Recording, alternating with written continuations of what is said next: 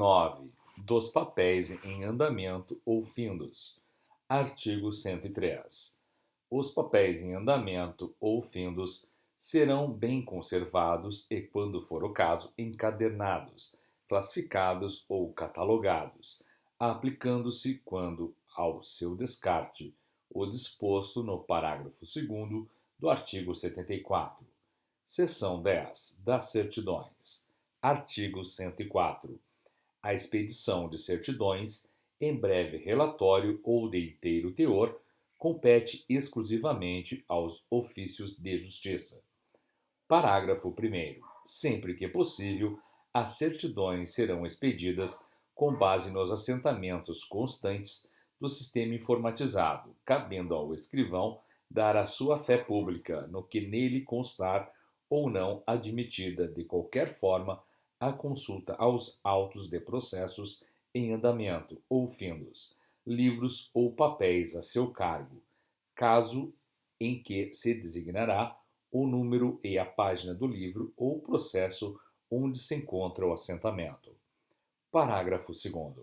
As certidões serão expedidas no prazo de 5 dias contados da data do recebimento do respectivo pedido pelo ofício de justiça, fornecido ao interessado protocolo de requerimento. Parágrafo 3º.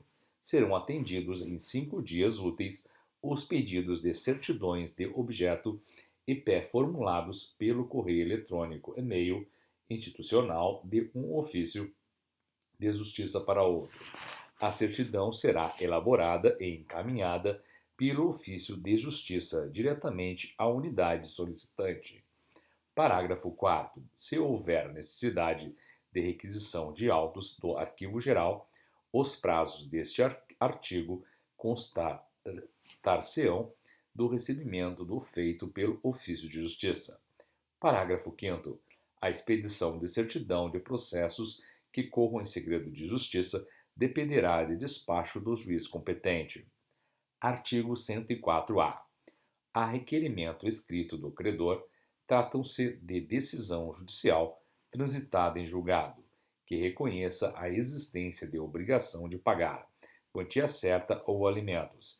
Expedir-se-á certidão de teor da decisão para fins de protesto extrajudicial, a qual deverá indicar, inciso 1, nome, número de inscrição no cadastro do Ministério da Fazenda, no Registro Geral de Identidade ou no Registro Nacional de Estrangeiro e endereço do credor.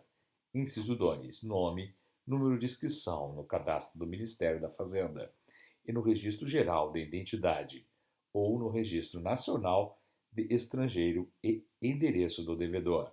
Inciso 3, número do processo judicial. Inciso 4, o valor da dívida.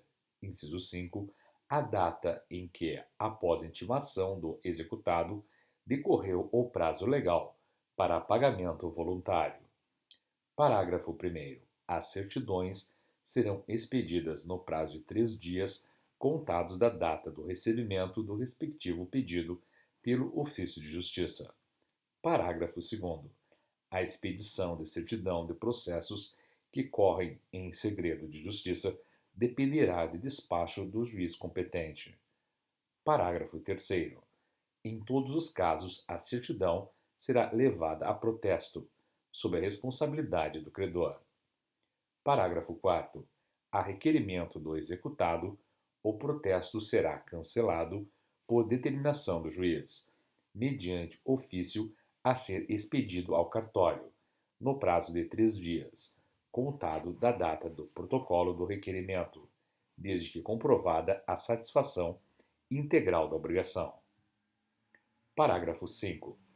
Nas ações monitórias, havendo conversão do mandato monitório em título executivo judicial, na forma do artigo 701, parágrafo 2º do CPC, a certidão para fins de protesto deverá conter: alínea A, o conteúdo do mandato monitório, com a obrigação de pagar quantia certa sob as penas da lei. Alínea B, a data do trânsito em julgado e da decisão, que deverá ser considerada a data do decurso do prazo para oposição dos embargos sem pagamento. Alínea C, a data do decurso do prazo para pagamento voluntário nos termos do artigo 523 do CPC. Seção 11. Dos mandados. Artigo 105. Constarão de todos os mandados expedidos. Inciso 1. O número do respectivo processo. Inciso 2. O número de ordem da carga correspondente registrada no livro próprio. Inciso 3. O seguinte texto, ao pé do instrumento. É vedado ao oficial de justiça o recebimento de qualquer numerário diretamente da parte. A identificação do oficial de justiça no desempenho de suas funções será feita mediante a apresentação de carteira funcional, obrigatória em todas as diligências. Parágrafo 1º. Nos mandados, em geral, constarão todos os endereços dos destinatários da ordem judicial, declinados ou existentes nos autos, inclusive do local de trabalho. Parágrafo 2º. Os mandados e contramandados de prisão e alvarás de soltura aplicam-se às disposições constantes na seção 12 do capítulo 4, no que couberem. Artigo 106. Na hipótese do mandado anterior não consignar elementos essenciais para o cumprimento da boa diligência, será dispensado o seu desentranhamento e aditamento, expedindo-se novo mandado. Artigo 107. Os mandados serão entregues ou encaminhados aos encarregados das diligências mediante a respectiva carga. Artigo 108. Os mandados que devam ser cumpridos pelos oficiais de justiça serão distribuídos, na forma regulada, pela Corregedoria Geral da Justiça, aos que estiverem lotados ou à disposição das respectivas comarcas ou varas. Parágrafo único. Os mandados de prisão não serão entregues aos oficiais de justiça, mas encaminhados ao Instituto de Identificação Ricardo Glepton Daunt, IRGD. Artigo 109. As certidões de expedição e de entrega dos mandados constarão o nome do oficial de justiça a quem confiado o mandado e a data da respectiva carga. Artigo 110. Mensalmente, o escrivão relacionará os mandados em poder dos oficiais de justiça, além dos prazos legais ou fixados, comunicando ao juiz corregedor permanente para as providências cabíveis. Seção 12. Dos ofícios. Artigo 111. A lavratura de ofícios observará as regras de escrituração, dispostas na seção 7 do presente capítulo, e o seguinte. Inciso 1. Os ofícios extraídos de processos serão datados e identificados com o número dos autos respectivos e o nome das partes, dispensando-se a numeração em ordem cronológica, anexada uma cópia exclusivamente nos autos. Inciso 2. Os ofícios que não se refiram a feito do próprio ofício de justiça serão numerados sequencialmente, em série renovável anualmente, de acordo com as respectivas datas de expedição, arquivada uma cópia no classificador próprio. Seção 13.